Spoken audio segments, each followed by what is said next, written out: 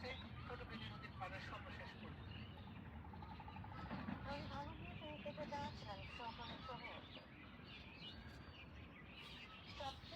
একবার মল্লিক একবার উদ্দিন এক যন্ত্রণা। সন্তানের সাথে মায়ের মধুর সম্পর্ক জগতের সব রীতিনীতি বা দিবসের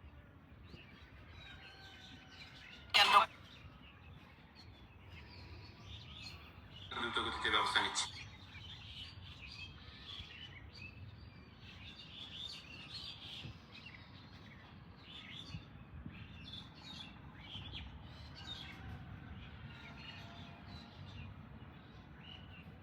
দ্রুত গতিতে ব্যবস্থা নিচ্ছে।